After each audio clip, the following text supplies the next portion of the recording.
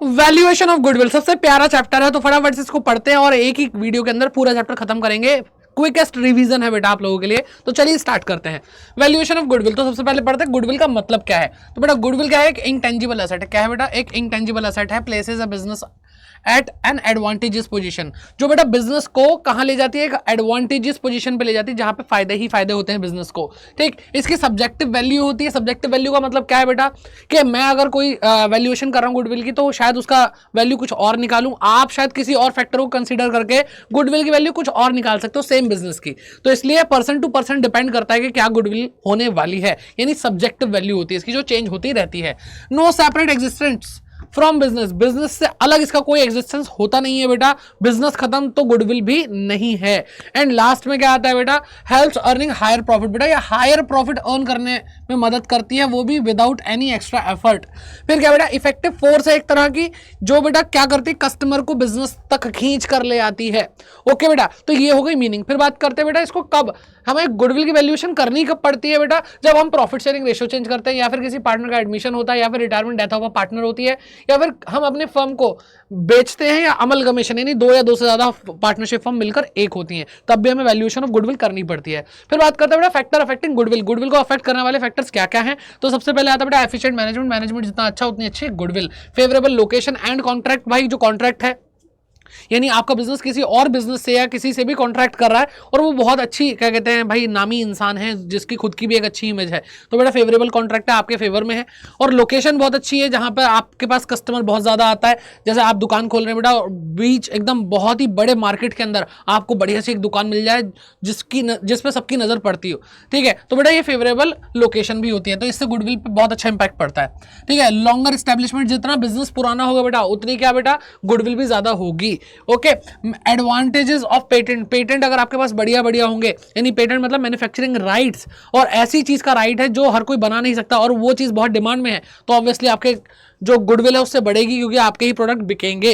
फिर आता है बेटा एक्सेस टू सप्लाईज, यानी रॉ मटेरियल वगैरह जो भी सप्लायर आपको सप्लाई कर रहा है उसका एक्सेस आपके पास कितना अच्छा है। भाई आपको जब चाहो तब आपको सप्लाईज मिल जाती हैं, तो इसका मतलब बेटा आप डिलीवरी भी, प्रोडक्ट की डिलीवरी भी टाइम से कर पाओगे, सर्विसेज भी टाइम से दे पाओगे। तो ये क्या हुआ बेटा, ये इससे भी हमारी गुडविल बढ़ रही है। क्वालिटी ऑफ प्रोडक्ट है, भाई अगर आप क्वालिटी अच्छी रखोगे प्रोडक्ट की तो ऑब्वियसली गुडविल बढ़ेगी। मार्केट सिचुएशन की बात करें, अगर मार्केट सिचुएशन फेवरेबल हो जाती है, जैसे हैंड सैनिटाइजर और जो मास्क होते हैं, फेस पे जो मास्क लगाते हैं बेटा, वो क्या बेटा, वो कोविड के बाद से मार्केट सिचुएशन उनके लिए फेवरेबल होगी, तो ऐसे में गुडविल बढ़ गई है उन बिजनेसेस की। फिर बेटा पास्ट परफॉर्मेंस अगर आपकी अच्छी है, तो आपके बिजनेस की अच्छी है, तो इसका मतलब आपकी गुडविल है।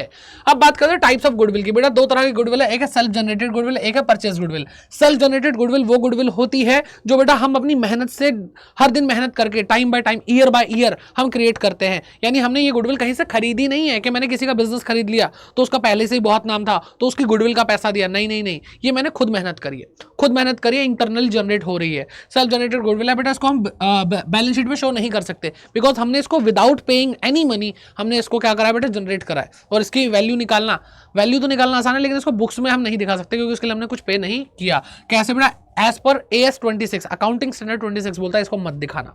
फिर आते बेटा परचेज गुडविल की बात। परचेज गुडविल वो होती है जो भाई मैं किसी का बिजनेस खरीद रहा हूं तो उसके लिए मैं उसको गुडविल का भी पैसा दे रहा हूं, यानी परचेज कर रहा हूं मैं उसकी गुडविल, इसको बैलेंस शीट में दिखाएंगे। और जब बैलेंस शीट में दिखाएंगे तो किसी भी इंटेंजिबल एसेट को अगर बैलेंस शीट में दिखाते हैं और इंटेंजिबल एसेट को बैलेंस शीट में दिखा दिया तो बेटा उसकी कभी ना कभी वैल्यू भी कम होगी, वैल्यू कम होगी तो बेटा उसको अमोर्टाइज करेंगे। क्या करेंगे, अमोर्टाइज। सर ये क्या होता है बेटा, जैसे टेंजिबल एसेट डेप्रिशिएट होती है वैसे गुडविल क्या होती है, अमोर्टाइज होती है, यानी उसकी वैल्यू कम होना, गुडविल की वैल्यू कम होना, इंटेंजिबल एसेट की वैल्यू को कम होने को बोलते हैं अमोर्टाइज होना। ठीक है, अब बात करते हैं फाइनल जो है तीन मेथड है जिससे हम क्या करेंगे बेटा, कैलकुलेट करेंगे गुडविल को। ओके बेटा, आ रही बात समझ में, तो वो क्या है जरा देख लेते हैं बेटा। ये रहे वो तीन मेथड।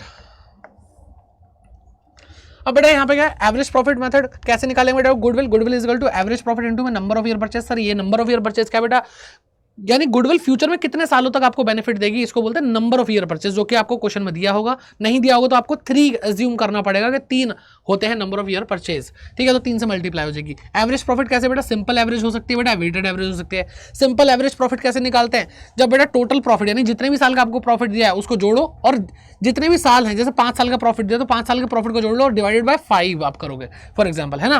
तो इससे क्या है, सिंपल एवरेज आ जाएगी और वो एवरेज यहाँ पे आप लिखोगे इंटू में नंबर ऑफ ईयर परचेज करोगे, गुडविल आ जाएगी एवरेज प्रॉफिट मेथड से। वेटेड एवरेज प्रॉफिट क्या होता है बेटा, यहाँ पे आपको प्रॉफिट्स के साथ साथ वेट भी दिया होता है, नॉर्मली 1 2 3 4 5 6 जो भी है, जितने भी साल है उतना दिया होता है, ठीक है। तो आप क्या करोगे बेटा, प्रॉफिट इंटू में वेट करोगे और डिवाइडेड बाय सिग्मा W, तो सिग्मा WP इंटू में सिग्मा W, ठीक है, यानी total of weighted profit into में टोटल ऑफ वेट करोगे तो आपको वेटेड प्रॉफिट एवरेज निकल जाएगा, ठीक है। बाकी ऐसे क्वेश्चंस की हम प्रैक्टिस जरूर करेंगे, आप टेंशन बिल्कुल भी मत लो, ओके।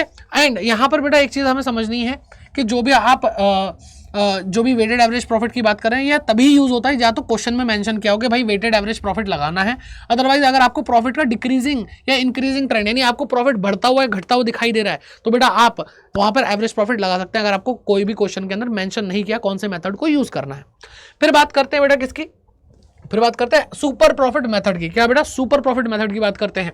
तो सुपर प्रॉफिट मेथड में गुडविल कैसे निकलते हैं, सुपर प्रॉफिट इनटू में नंबर ऑफ ईयर परचेज, ये समझा चुका हूं। सुपर प्रॉफिट क्या होता है वो देखते हैं। सुपर प्रॉफिट का मतलब होता है एवरेज प्रॉफिट में जब हम नॉर्मल प्रॉफिट माइनस करते हैं, एवरेज प्रॉफिट में जब हम नॉर्मल प्रॉफिट माइनस करते हैं। सर एवरेज प्रॉफिट कैसे निकालते हैं बेटा, ऐसे जैसे यहाँ पे निकाला है एवरेज प्रॉफिट मेथड में, तो एवरेज प्रॉफिट आपको यहाँ पे निकालना सिखाते हैं, वही एवरेज प्रॉफिट में से आप नॉर्मल प्रॉफिट माइनस करोगे तो आपको सुपर प्रॉफिट मिल जाएगा। तो सर ये नॉर्मल प्रॉफिट कैसे निकालते हैं बेटा, नॉर्मल प्रॉफिट निकालते हैं कैपिटल एम्प्लॉयड इनटू में NRR divided bye 100। Capital employed मतलब आपकी वही कैपिटल बेटा जो आप असेट माइनस लाइबिलिटी करके निकालते हो, इनटू में नंबर ऑफ NRR मतलब नॉर्मल रेट ऑफ रिटर्न, यानी आप जितना पैसा लगा रहे हो आप अपने बिजनेस में, नॉर्मली इतना पैसा लगा करके कितना रिटर्न मिलता है, कितना प्रॉफिट आता है, उसका रेट। जैसे 10%, 1 लाख रुपए कोई लगाएगा तो 10% प्रॉफिट कमाएगा, नहीं 10,000 रुपए प्रॉफिट कमाएगा, तो ये क्या हो गया बेटा, नॉर्मल प्रॉफिट हो गया। फिर बात करते हैं बेटा यहाँ पे कैपिटलाइजेशन मेथड की। कैपिटलाइजेशन यानी भाई अपने प्रॉफिट्स को कैपिटल के रूप में देखना, ठीक है। तो इसके दो मेथड है बेटा, इसी के अंदर दो मेथड आपको अलग से दिखाई देंगे। जैसे यहाँ पे दो मेथड है, सिंपल एवरेज और वेटेड एवरेज का, ऐसे ही बेटा यहाँ पे कैपिटलाइजेशन एवरेज प्रॉफिट की भी हो सकती है और सुपर प्रॉफिट की भी हो सकती है। कैसे करेंगे बेटा, average profit capitalisation of average profit method, तो बेटा goodwill is equal to average profit divided by NRR minus actual capital. तो सर ये average profit divided by NRR क्या है, तो बेटा एवरेज प्रॉफिट आपको निकालना आता है, डिवाइड करना है आपको उसको NRR से। क्या आएगा, ये आता है बेटा capitalised value of the firm. क्या आता है बेटा, capitalised value of the firm. तो ये बेटा कैपिटलाइज्ड वैल्यू है, यानी इतना एवरेज प्रॉफिट कमाने के लिए इतनी कैपिटल होनी चाहिए किसी भी बिजनेस के पास, ठीक है। और एक्चुअल कैपिटल हमारी इतनी नहीं होगी, तो एक्चुअल कैपिटल कैसे निकालोगे बेटा, asset minus liability, A minus L, asset minus liability. अब इन दोनों का, ये हमारी एक्चुअल कैपिटल है और ये इतनी कैपिटल जितना हम काम कर रहे हैं, तो एक्चुअल में मान लो हमारी 5 लाख रुपए कैपिटल है, लेकिन हम जो प्रॉफिट कमाते हैं उतना प्रॉफिट कमाने के लिए किसी को बेटा 7 लाख रुपए चाहिए होते हैं, तो हम 2 लाख, हमारे 5 लाख से 7 लाख का काम हो रहा है, यानी 2 लाख रुपए पता नहीं कहां से, है ना, बिना 2 लाख रुपए लगाए, बिना 2 लाख रुपए लगाए हम क्या कर रहे हैं बेटा, हम 5 लाख में 7 लाख का काम कर रहे हैं, यानी 2 लाख रुपए हमारी क्या है, गुडविल है, ठीक है। फिर आता है बेटा सुपर प्रॉफिट से। क्या बेटा, सुपर प्रॉफिट से कैसे कैपिटलाइजेशन मेथड हो सकता है, तो बेटा goodwill is equal to super profit divided by NRR।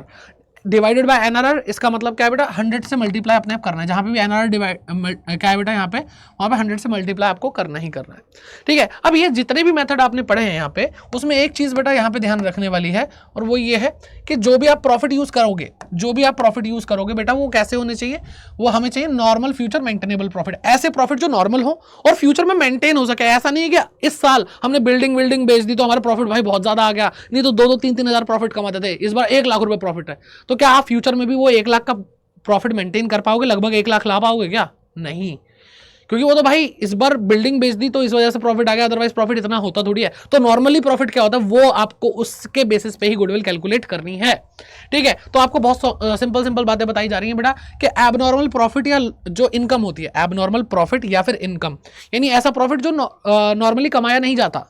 जैसे एग्जाम्पल के तौर पे profit on sale of fixed asset, आपने कोई फिक्स्ड एसेट बेच दी, या फिर इंश्योरेंस क्लेम आ गया तो एकदम से पैसा आ गया, आता है क्या, डेली आता है, हर साल आता है क्या, नहीं, इस बार आया बस, ठीक है। तो ऐसे प्रॉफिट को हम क्या करेंगे बेटा, लेस कर देंगे, क्योंकि ये नॉर्मल नहीं है। इसके बेसिस पे हम ये नहीं बोल सकते हम तो बहुत प्रॉफिट कमाते हैं, हमारे तो बहुत गुडविल है ना, ठीक है बेटा। एबनॉर्मल लॉस या एक्सपेंसेस, तो इनको बेटा क्या करेंगे, ये नॉर्मली होते नहीं है, इस साल हो गए, हर साल थोड़ी होते हैं, तो हमारा जो नॉर्मल प्रॉफिट है वो इससे ज्यादा ही होना चाहिए। तो ये जो एबनॉर्मल लॉस है, एक्सपेंसेस को हटा दो, loss by fire, loss by theft, आग लग गई, चोरी हो गई, क्या हर बार होती रहती है, तो हमारा नॉर्मल प्रॉफिट इतना नहीं आता, इससे ज्यादा ही आता है, तो ये वाले रीजंस जो है ये हमारी प्रॉफिट को कम कर रहे हैं, तो हम ऐड बैक कर देंगे, वापस से ऐड कर देंगे।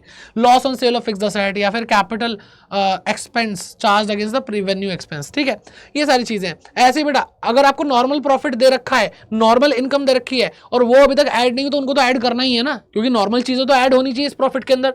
ऐसे बेटा नॉर्मल लॉस है, एक्सपेंस है, ये माइनस होना चाहिए, तो लेस कर दो ना, बात खत्म। तो बेटा यही है पूरे इस गुडविल वाले चैप्टर में जितना भी खेल है, ठीक है। बहुत आसान है, बहुत आसान है। आई होप आपको सारा का सारा रिवीजन मिल गया होगा, एक क्विक एकदम बुलेट से भी तेज बेटा हमने काम किया है, और इसकी प्रैक्टिस होती रहेगी, आप टेंशन मत लो, ठीक है। अकाउंट्स बेटा 26 तारीख तक हम लगे रहेंगे, पढ़ाते रहेंगे। आपको करना क्या, इस चैनल को सब्सक्राइब करना है, इस वीडियो के नीचे कमेंट करके जाना क्या आपके लिए ये माइंड मैप हेल्पफुल है फटाफट रिवाइज करने के लिए। पहली बार जो बच्चा पढ़ रहा है उसको शायद नहीं समझ में आएगा, उस बच्चे के लिए ये वीडियो है भी नहीं, ठीक है। तो चैनल को सब्सक्राइब करे रहो, और बाकी कनेक्ट रहना है तो बेटा एक मेल आईडी मेरी यहाँ पे है, इस पे आप कनेक्ट कर सकते हैं। अगर कोई CUT वाला बच्चा अगर देख रहा है तो बेटा आप बैच परचेज कर सकते हैं Y550 कोड लगा के मैक्सिमम डिस्काउंट के लिए। Thank you so much, bye bye, take care, God bless you.